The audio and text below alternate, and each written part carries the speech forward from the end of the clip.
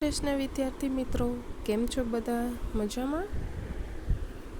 Innovative school ધોરણ 6 વિષય સામાજિક વિજ્ઞાન પાઠ 14 વિવિધતામાં એકતા. આ પાઠમાં આપણે આગલા વિડીયોમાં વિવિધતાની સમજ મેળવી હતી. ત્યારબાદ ધર્મ વિશે આપણે માહિતી મેળવી હતી, ભાષા, સંસ્કૃતિ, આ બધા વિશે આપણે માહિતી મેળવી હતી. ત્યારબાદ આપણે આજે આ પાઠમાં આગળ અભ્યાસ કરીશું. વિવિધતામાં એકતા. તો આના વિશે આપણે વિવિધતા વિશે તો આપણે સમજી જ ગયા છીએ કે ભારત દેશમાં અનેક ધર્મ, જાતિ, જ્ઞાતિ પાળતા લોકો રહે છે.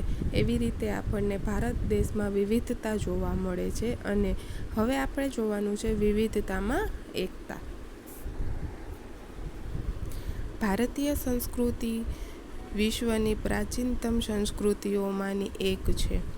આપણા દેશની પ્રજા પોશાક, ખોરાક, રહેઠાણ, ધર્મ, ભાષા, રીત રિવાજ, તહેવારો વગેરે અનેક બાબતોમાં એકબીજાથી ભિન્ન છે, છતાં દેશવાસીઓમાં ભાવાત્મક એકતા જોવા મળે છે. વિવિધતામાં એકતા એ આપણી સંસ્કૃતિની આગવી વિશેષતા છે. એટલે કે ભારતીય સંસ્કૃતિ જે છે આપણી, તે વિશ્વની પ્રાચીનતમ સંસ્કૃતિઓમાંની એક છે. એટલે કે સૌથી જૂની સંસ્કૃતિમાંથી એક છે.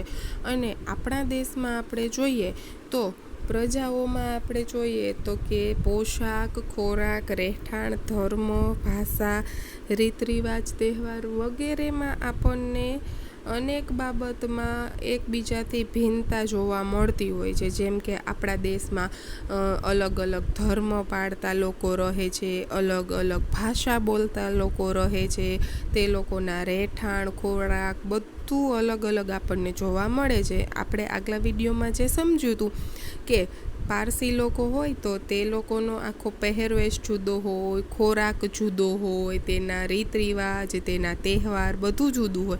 એવી રીતે હિન્દુ, મુસ્લિમ, શીખ, ઈસાઈ બધાયના આવી રીતે અલગ અલગ ધર્મ પાળતા લોકોના અલગ અલગ તહેવાર જોવા મળે છે. તેની મુખ્ય એવી જમવાની ડીશ જોવા મળે છે. આપણે ગુજરાતીઓની ગુજરાતી થાળી ફેમસ હોય, પંજાબીઓની પંજાબી, એવી રીતે બધા ધર્મના લોકોની અલગ અલગ ખોરાક જોવા મળે છે. આપણને પહેરવેશ પણ એવી રીતે અલગ અલગ જોવા મળતો હોય છે. તહેવાર પણ અલગ અલગ હોય છે. રીત રિવાજ આ બધું આપણને અલગ જોવા મળતું હોય છે. છતાં દેશવાસીઓમાં ભાવાત્મક એકતા જોવા મળતી હોય છે. અને વિવિધતામાં એકતા એ આપણી સંસ્કૃતિની આગવી વિશેષતા છે. એટલે આપણે આવી રીતે વિવિધતા જોવા મળે છે, છતાં આપણને એક સાંસ્કૃતિક રીતે આપણે જોઈએ તો એકતા જોવા મળતી હોય છે. આપણે બધા આપણા દેશમાં બધા તહેવારો ઉજવવામાં આવે છે અને એ બધા તહેવારોમાં બધી જ્ઞાતિના લોકો પણ આપણને જોવા મળતા હોય છે. એવી રીતે આપણને વિવિધતામાં એકતા પણ જોવા મળતી હોય છે. ત્યારબાદ આપણે જોઈએ તો જુદા જુદા ધર્મ, ભાષાઓ તથા જાતિઓના લોકો પોતાના રાષ્ટ્ર માટે પ્રેમ, સન્માન, દેશ માટે ત્યાગની ભાવના તથા તાદાત્મ્યની લાગણીઓ એક સમાન ભાવે અનુભવે અને રાષ્ટ્રીય એકતા કહેવાય છે. એટલે કે આપણે જોઈએ તો જુદા જુદા ધર્મ, ભાષા, જાતિના લોકો જે છે તે પોતાના રાષ્ટ્ર માટે પ્રેમ, સન્માનની ભાવના હોય છે. બરાબર કે આપણો દેશ છે તેના માટે આપણને પ્રેમ હોય છે, સન્માન હોય છે, ત્યાગની ભાવના હોય છે અને આપણને આપણા દેશ પ્રત્યેની લાગણી જોવા મળતી હોય છે. બરાબર, આવી રીતે આપણને આપણે જોઈએ તો આપણને આપણા દેશ પ્રત્યે સન્માનની ભાવના હોય છે. એટલે આવી રીતે આપણે જોઈએ તો અલગ અલગ ભાષા, ધર્મ પાળતા લોકોને પોતાના દેશ પ્રત્યે આવો પ્રેમ, સન્માન જોવા મળતું હોય છે. એમાં પણ આપણે જોઈએ તો તે એક આપણે રાષ્ટ્રીય એકતા કહી શકાય. બરાબર કે આવી રીતે બધા ધર્મો પાળતા લોકોને પોતાના દેશ પ્રત્યે પ્રેમ, લાગણી, ભાવના છે. એટલે રાષ્ટ્રીય ભાવના અને રાષ્ટ્રીય એકતા પણ આપણને જોવા મળે છે. રાષ્ટ્રીય એકતાથી રાષ્ટ્રનો આર્થિક, સામાજિક, ઔદ્યોગિક વગેરે ક્ષેત્રોમાં વિકાસ થાય છે. વિવિધતાઓની વચ્ચે પણ લોકો શાંતિ, સલામતી અને સમૃદ્ધિ પ્રાપ્ત કરે છે. એટલે કે આપણે જોઈએ તો રાષ્ટ્રીય એકતાથી રાષ્ટ્રનો આર્થિક, સામાજિક અને ઔદ્યોગિક ક્ષેત્રે વિકાસ થતો જોવા મળે છે. હવે આપણે અંદરો-અંદર એક થઈને રહીએ, એટલે કે બધા ધર્મના લોકો એક થઈને રહેતા હોય ત્યારે આપણે આવો રાષ્ટ્રીય આર્થિક, સામાજિક અને ઔદ્યોગિક વિકાસ થતો જોવા મળે છે. પરંતુ એવું થાય કે અંદરો-અંદર જ આપણે ઝઘડા થતા હોય તો આપણા રાષ્ટ્રનો, આપણા દેશનો વિકાસ થતો જોવા મળતો નથી. બરોબર, પણ આપણે એકતાની સાથે રહેતા હોય એટલા માટે તેમાં આર્થિક, સામાજિક અને ઔદ્યોગિક વિકાસ પણ જોવા મળતો હોય છે. અને વિવિધતાઓની વચ્ચે પણ લોકો શાંતિથી અને સલામતીથી રહી શકતા હોય છે.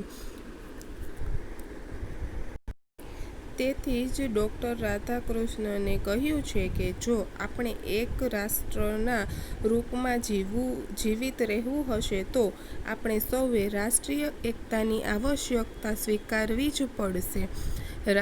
આઝાદીની લડતમાં દેશવાસીઓએ રાષ્ટ્રપ્રેમ અને સમર્પણની ભાવના થકી રાષ્ટ્રીય એકતાના દર્શન કરાવ્યા હતા. વિવિધતામાં એકતા આપણા દેશની વિશેષતા જોવા મળે છે. એટલે આપણે કહીએ તો આઝાદીની લડતમાં પણ આપણા દેશવાસીઓએ રાષ્ટ્રપ્રેમ અને પોતાની જાતને સમર્પણ કરી દીધી હતી, એવી ભાવના બતાવી હતી. અને એના થકી જ રાષ્ટ્રીય એકતાના દર્શન આપણને થાય છે. બરાબર, અને વિવિધતામાં એકતા આપણા દેશમાં જોવા મળે છે. ત્યારબાદ આપણે આમાં આગળ જોઈએ તો વિવિધ જાતિઓ, ધર્મો, રીત રિવાજો, સંસ્કૃતિઓ, ભાષાઓ વગેરેનો સમન્વય ભારતમાં થાય છે. ભારત વૈવિધ્ય ધરાવતો દેશ હોવાથી ભાતીગળ સંસ્કૃતિનું સર્જન કરી શક્યો છે. આપણે જોઈએ તો ભારતમાં વિવિધ જાતિઓ, ધર્મ, રીત રિવાજો, સંસ્કૃતિઓ, ભાષા વગેરેનો સમન્વય ભારતમાં થયો છે. એટલે વગેરે આવા ધર્મ, રીત રિવાજી બધા પાળતા લોકો આપણા ભારત દેશમાં રહેતા આપણને જોવા મળે છે, જે આપણે આગલા વિડીયોમાં સમજી ગયા છીએ. એટલે ભારત એક વૈવિધ્ય ધરાવતો દેશ છે. એ વૈવિધ્ય ધરાવતો દેશ હોવાથી જ ભાતીગળ સંસ્કૃતિનું તે સર્જન કરી શક્યો છે. બરાબર, ભારત તે વસુધૈવ કુટુંબ, સમગ્ર વિશ્વ એક જ કુટુંબ છે ની ભાવનાને વિશ્વમાં સાકાર કરી છે. એટલે કે ભારત વસુધૈવ કુટુંબ, બરાબર, એટલે કે સમગ્ર વિશ્વ જે છે તે એક કુટુંબ છે એવી ભાવના તે વિશ્વમાં સાકાર કરી શક્યા છે. આપણે બધા આપણા કુટુંબમાં કેવી રીતે હળી મળીને રહેતા હોય એવી રીતે આપણે ભારતમાં પણ બધા હળી મળીને રહે છે એવું વિશ્વમાં સાકાર કરેલું છે. ભારતે ધાર્મિક સહિષ્ણુતા અને સર્વધર્મ સમભાવનો પ્રયાસ કર્યો છે. ભારત બિનસાંપ્રદાયિક દેશ છે. વિવિધતામાં એકતા એ ભારતીય સંસ્કૃતિનું મહત્વપૂર્ણ લક્ષણ છે. આપણા ભારત દેશમાં આપણે જોઈએ તો કે ભારત એ ધાર્મિક સહિષ્ણુતા અને સર્વધર્મ સમભાવ દેશ આપણને જોવા મળે છે. એટલે કે બધા ધર્મ સમભાવ છે, સમાન છે એવું આપણને આપણા દેશમાં જોવા મળે છે. અને ભારત એક બિનસાંપ્રદાયિક દેશ આપણે કહીએ છીએ. વિવિધતામાં એકતા એ ભારતની સંસ્કૃતિનું મહત્વપૂર્ણ લક્ષણ છે. એટલે કે આપણે વિવિધતા જોવા મળે છે આપણા ભારત દેશમાં, છતાં આપણે એકતા સાથે રહીએ છીએ. તે એક ભારતીય સંસ્કૃતિનું મહત્વનું લક્ષણ આપણને જોવા મળતું હોય છે. આપણા દેશમાં ધર્મો, સંપ્રદાયો, જ્ઞાતિઓ, ભાષાઓ અને ઉત્સવોનું સંમિશ્રણ જોવા મળે છે. ભારતના લોકો સહઅસ્તિત્વની ભાવનાથી પોતાનું જીવન જીવે છે. ભારતીય પ્રજાએ આપણી વિવિધતાનું સંવર્ધન અને જતન કર્યું છે, જે અદ્વિતીય છે. એટલે આપણે આમાં જોઈએ તો આપણા દેશમાં ધર્મો, સંપ્રદાય, જ્ઞાતિઓ, ભાષાઓ અને ઉત્સવોનું મિશ્રણ જોવા મળે છે. એટલે કે બધું આપણને આપણા ભારત દેશમાં બધા ધર્મોના ઉત્સવો, ભાષા બધું આપણને જોવા મળે છે. આપણા દેશમાં ભાષામાં હિન્દી, મરાઠી, પંજાબી, પછી ગુજરાતી, આ બધી ભાષા આપણને બોલતા લોકો જોવા મળે છે. બધા ઉત્સવો એટલે કે બધા તહેવારો પાડતા કે મનાવતા લોકો જોવા મળે છે. અલગ અલગ જ્ઞાતિઓ જોવા મળે છે અને અલગ અલગ ધર્મ પાળતા લોકો જોવા મળે છે. આવી રીતે આપણા ભારતમાં આવી રીતે બધી અલગ અલગ જ્ઞાતિઓ જોવા મળે છે અને વિવિધતામાં એકતા પણ જોવા મળે છે, જે અદ્વિતીય આપણે છે એમ માની શકાય. ત્યારબાદ આપણે જોઈએ તો વિવિધતા અને સમાનતાના પ્રયાસો. આપણા દેશમાં અનેક પ્રકારની વિવિધતા જોવા મળે છે. આ કારણે ક્યારેક વિવિધતાને લીધે ભેદભાવ જોવા મળે છે. દેશમાં અમીર ગરીબ, છોકરા છોકરીઓ, સાક્ષર નિરક્ષર, શહેરી ગ્રામીણ અને જ્ઞાતિ આધારિત ભેદભાવ જોવા મળે છે. આપણે જોઈએ તો આપણા દેશમાં અનેક વિવિધતામાં એકતા આપણને જોવા મળે છે. તો આના કારણે ક્યારેક વિવિધતાને લીધે ભેદભાવ પણ જોવા મળતો હોય છે. અમીર ગરીબનો, છોકરા છોકરીનો, સાક્ષર નિરક્ષર, પછી શહેરી ગ્રામીણ અને જ્ઞાતિ આધારિત ભેદભાવ પણ આપણને જોવા મળતો હોય છે. તો એમાં આપણે જોઈએ તો પ્રારંભિક સમાજ રચનામાં વ્યવસાય આધારિત વર્ણ વ્યવસ્થા હતી. એટલે આપણને બધાને ખ્યાલ જ છે કે આપણા સમાજની રચના થઈ ત્યારે આપણે વર્ણની વ્યવસ્થા હતી. એટલે કે બ્રાહ્મણ હોય એને અલગ કામ સોંપવામાં આવ્યું હોય, ક્ષત્રિયને અલગ સોંપવામાં આવ્યું હોય. એ આપણને બધાને ખ્યાલ જ છે કે આપણે વર્ણ વ્યવસ્થા જોવા મળતી હતી. એટલે એમાં આપણે જોઈએ તો કેટલાક સમુદાયો આ કારણે આર્થિક સામાજિક રીતે પછાત રહી જવા પામ્યા હતા. આથી જ્ઞાતિ આધારિત ભેદભાવ ઉદ્ભવ્યા હતા. આપણને ખ્યાલ જ છે કે આ વર્ણ વ્યવસ્થા જે હતી એટલે કેટલાક સમુદાયો જે હતા તે આર્થિક અને સામાજિક રીતે પછાત રહી જવા પામ્યા હતા. એટલે કે પછાત ગણવામાં આવ્યા હતા. આથી જ્ઞાતિ આધારિત ભેદભાવો પણ આપણને ત્યારે જોવા મળતા હતા. ઘણું કરીને સાક્ષર લોકો વધુ આવક પ્રાપ્ત કરે છે, જેથી ભણેલા લોકોનું જીવન ધોરણ ઊંચું જોવા મળે છે. સમાજમાં તેઓ મોભાનું સ્થાન ધરાવે છે. સાક્ષર અને નિરક્ષર વ્યક્તિના ભેદભાવ ઊભા થાય છે. આપણો દેશ ગામડાઓનો બનેલો છે. દેશમાં ગ્રામીણ લોકોની સંખ્યા વધુ છે. આપણે જોઈએ તો ભણેલા લોકો જે હતા તે વધુ પૈસા કમાઈને તેનું જીવન ધોરણ ઊંચું લઈ આવતા હતા અને સમાજમાં તેનો મોભો એટલે કે એનું એવું સમાજમાં સારું એવું સ્થાન જોવા મળતું હતું. અને સાક્ષર અને નિરક્ષર વ્યક્તિઓ વચ્ચે આવા ભેદભાવો ઊભા થયેલા આપણને જોવા મળતા હતા. અને આપણો દેશ જે હતો એ ગામડાઓનો બનેલો દેશ હતો. દેશમાં ગ્રામીણ લોકોની સંખ્યા વધુ જોવા મળતી હતી. શહેરી લોકોનું પ્રમાણ તુલનામાં ઓછું છે. ગ્રામીણ અને શહેરી લોકોના જીવન ધોરણમાં મોટા તફાવત હોવાના કારણે ભેદભાવ ઊભા થાય છે.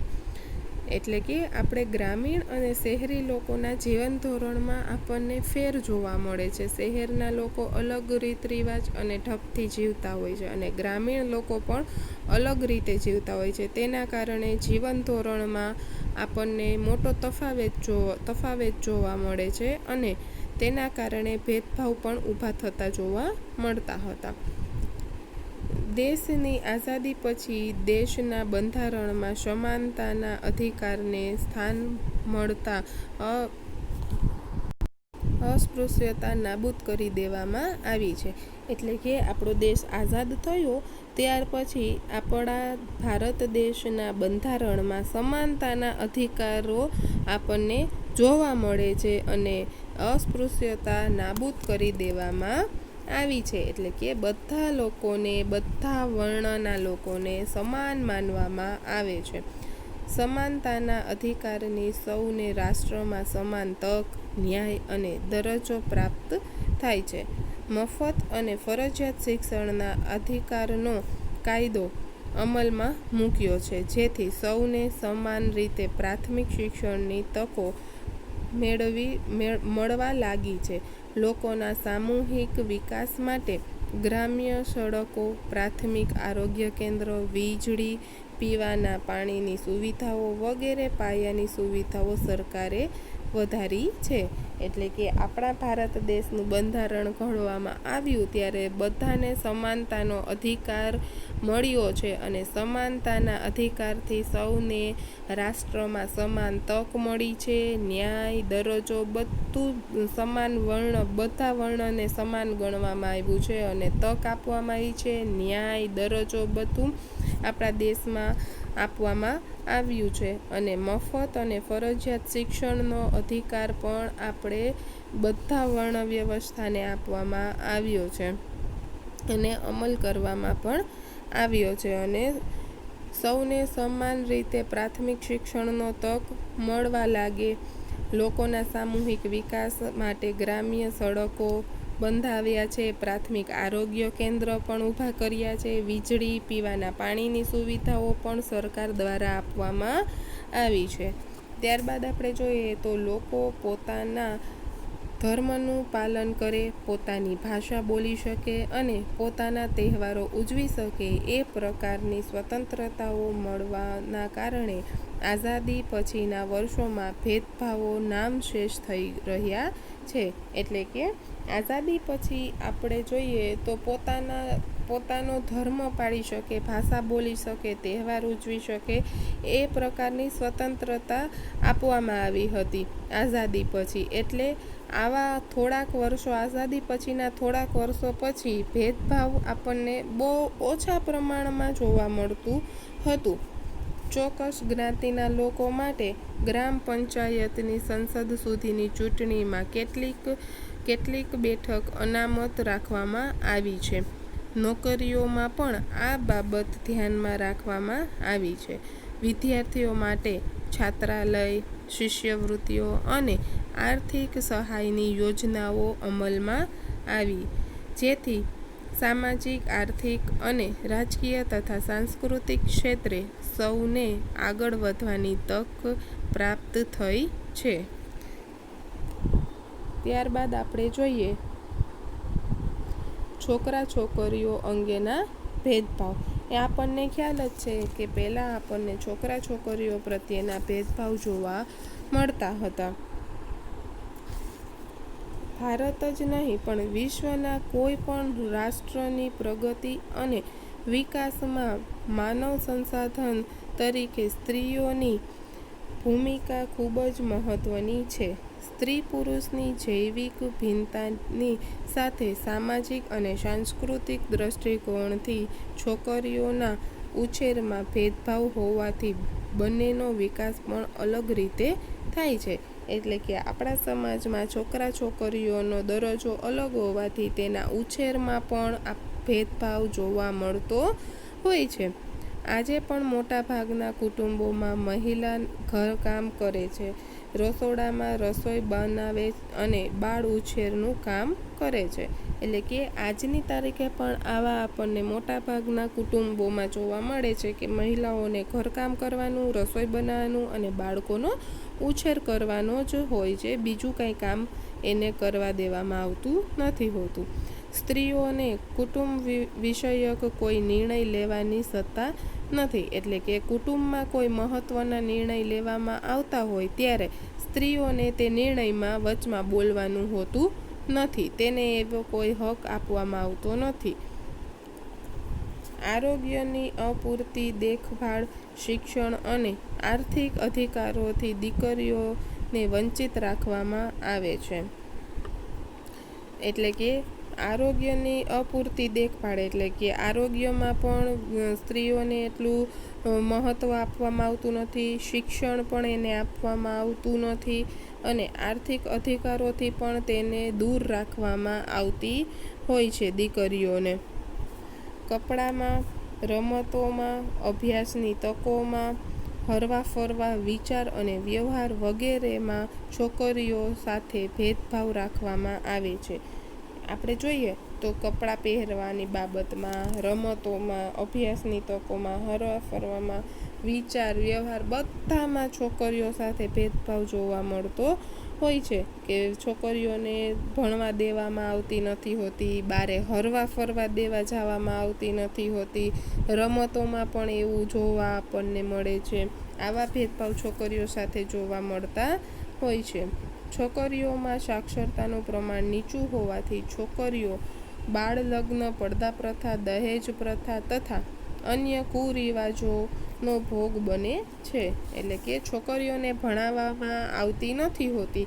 બહુ ઓછા લોકો હોય છે કે જે છોકરીઓને ભણાવે છે. એટલે કે આપણે જોઈએ તો છોકરીઓમાં સાક્ષરતાનું પ્રમાણ આપણને ઓછું જોવા મળતું હોય છે. તેના કારણે બાળ લગ્ન એટલે કે નાની વયે છોકરીઓના લગ્ન કરાવી દેવામાં આવતા હોય છે.